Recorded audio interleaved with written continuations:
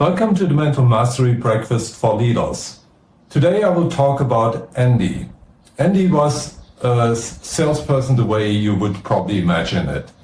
He was really very likable, very easy to connect with you. You would enjoy his company, and he was not a hard-selling person, but he was just great at building connections. Now, Andy worked his way up in sales to eventually become the chief commercial officer. And when the CEO left, he was promoted to become the CEO. While Andy was really tremendously successful throughout his career, it started to change when he got finally the top job, the CEO in his country CEO. Now, I talked to the regional CEO after Andy agreed that I would be his coach. And the regional CEO said, yeah, I know all about Andy's success in sales and marketing. We don't need to discuss that. The problem is he's not CCO anymore. He's now CEO. That means he's not only responsible for sales and marketing, he's responsible for production, R&D, etc. And to be honest, the other functions haven't really fully accepted him as their CEO yet. And that battle changes quickly because we can't afford that to fall apart. And the reason why they feel that they can't fully respect him yet as their CEO is because Andy seems a bit all over the place with his direction, with his priorities. He needs to get his priorities right. And also, he needs to better involve and engage with the other functions, not just with the commercial people. Yes, at the end of the day, we need to sell, and that's really important. At the same time, if we can't deliver, if all the backbone breaks apart, we have a bigger problem. So he needs to get his act together. Okay, that made sense. So when I talked to Andy about the feedback that I got about him from his boss, the regional CEO, I asked him, what do you think about that? And Andy, luckily, was a person who was not trying to play a game or to try to pretend something. He was actually quite authentic, something I really appreciated.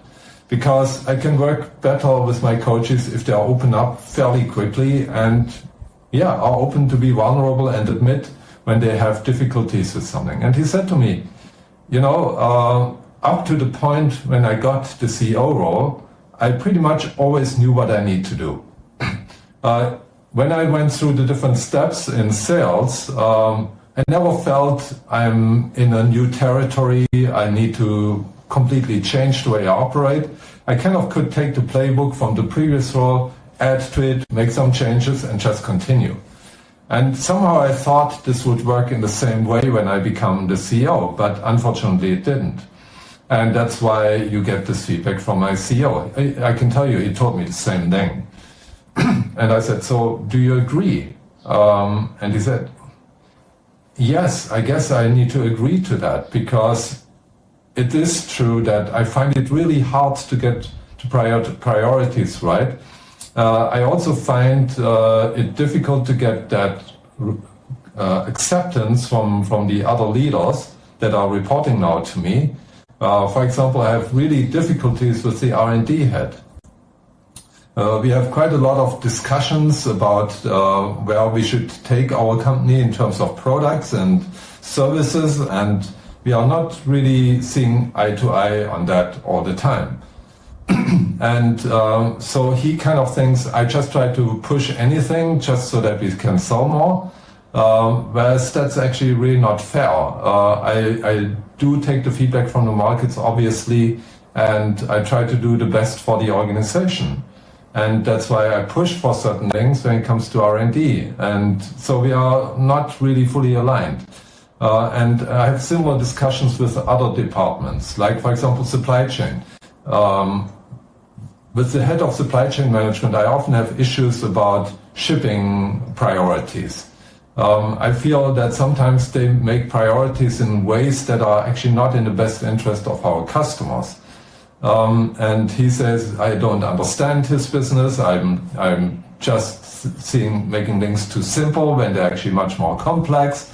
and things like that. And I thought to myself, well, maybe, but at the end of the day, why do we do what we do? We want our customers to be happy, and if we have happy customers, we have better business, and now I have at least a chance to influence on these levels, but it seems these people don't want to listen to me. Now, you see, this is not an uncommon situation, especially when someone moves from one kind of narrow function and suddenly is responsible for everything. That's a huge step for most leaders to make, and not necessarily an easy one. And you typically also have different types of people to deal with than you used to have. And that while salespeople generally tend to be good at connecting with all sorts of people, they sometimes forget to use that same capability that they have in the market. They don't always use it equally internally. Now, there was another thing, and that brings us to the mental mastery concept.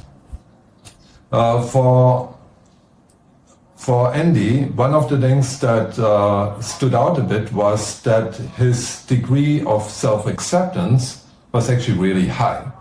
He was a 9 out of 10. At the same time, his willingness to self-improve was quite moderate, was only a 5 out of 10. And that is a bit low for a senior leader like Andy, or for anyone for that matter. Because if you are hesitant to learn, if you are hesitant to change, then you kind of get stuck. That's the last thing you need when you have such a significant role change, where you're suddenly responsible for so much more than before, where you actually need to learn a lot, and you may need to really change the way you do things from the way you used to do them before. So we kind of were digging into that, trying to find out what was it about that. Why was he a bit defensive when it came to learning new things or to changing?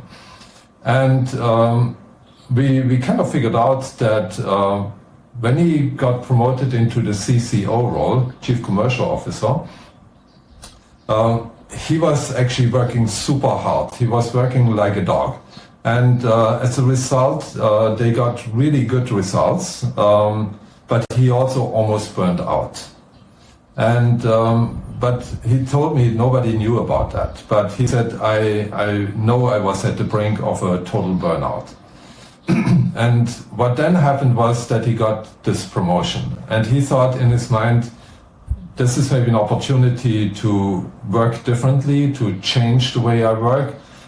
Yes, I still need to work hard, but maybe not so crazy hard like before. But now I start to wonder, maybe that's the problem.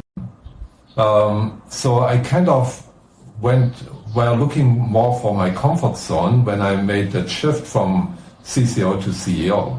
But now I realize that's actually maybe part of the problem.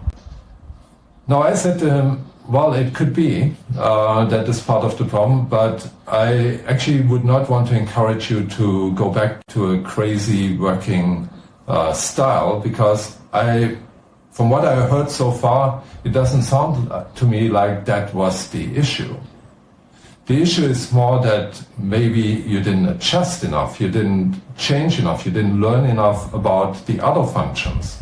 And the others probably see that and sense that, and therefore don't give you the respect that you probably need to lead them effectively. What do you think about that?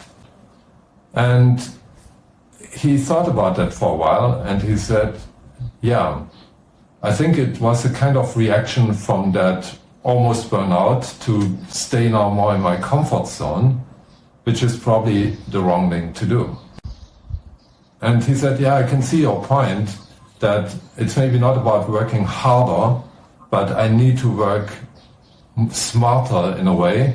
And I guess what my boss said to you and to me, getting my priorities right, is probably one of the keys.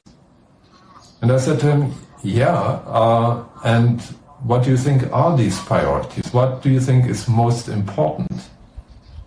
And so we discussed about the mission, we discussed about the strategy, we discussed about where he wants to take this organization. And then we brought it down to what is mission critical. What is really critical to achieve what you try to achieve. And that's where I realized that he didn't put the right focus on those things that are mission critical. Because as a general manager, you could spend 24 hours a day working and addressing all sorts of things and doing all sorts of things. You will never find a time where you think, I've done everything. It never happens. So you need to kind of really be clear and sharp which parts you need to pick out. But that requires intellectual curiosity. That requires, in the mental mastery concept, a healthy self-esteem, not just a high self-acceptance, but also a high willingness to improve and to adjust and to change. And that was really missing in his case. On the positive side, he was actually quite optimistic and with a relatively high degree of realism. And also his stress management was actually fairly healthy, combined with a high self-motivation. What was lacking was the willingness to change and to adapt and to learn. And once he started to bring that in, and once he started to realize what is really mission critical, and then focus his energy on those things, he could actually move things forward towards what he wanted to achieve without getting burned out. If you found this episode of Mental Mastery Breakfast for Leaders interesting, don't forget to subscribe, and if you haven't done it already, and leave your comments. I'm always curious to hear what you have to say.